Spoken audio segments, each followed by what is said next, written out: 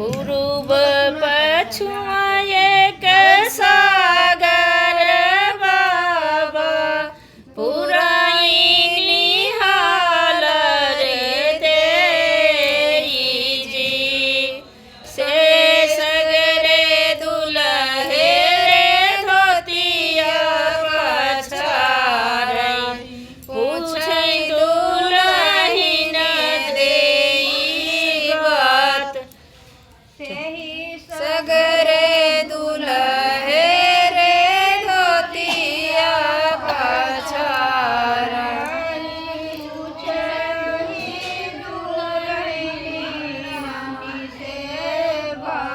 સે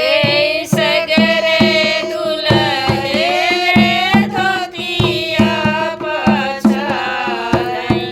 પૂછે દુલહીન દેઈ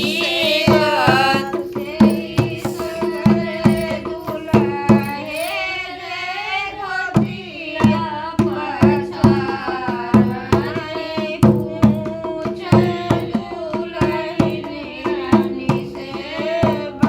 કે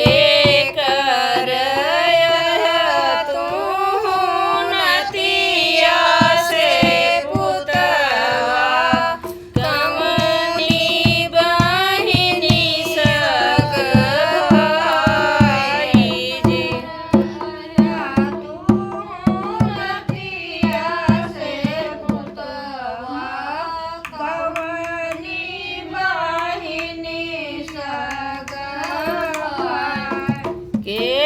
કરય તું નતિયા સે પુતવા કમની બહિની સગભાઈ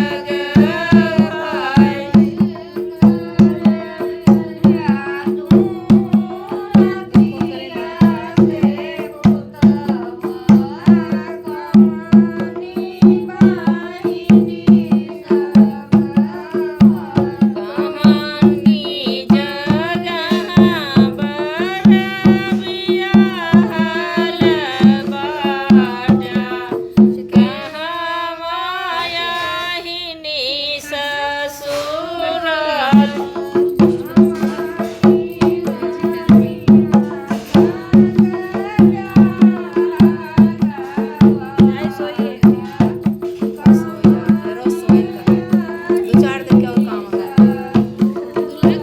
રાજા દશરથજી કે નતિયા સે પુતવા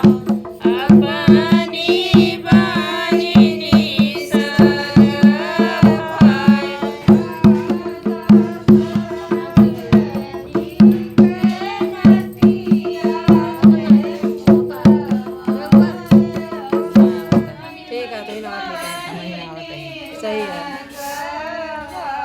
રાજા જનક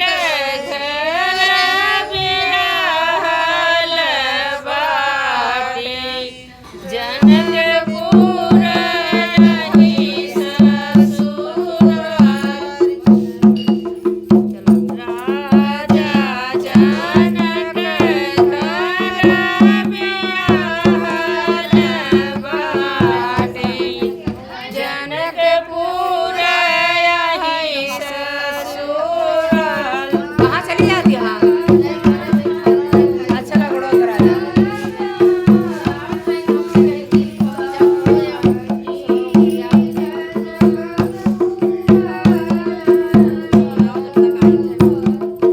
इतनी बचन सुनी बेटी शीतल रई हसी हसी लोटी लोटी जाए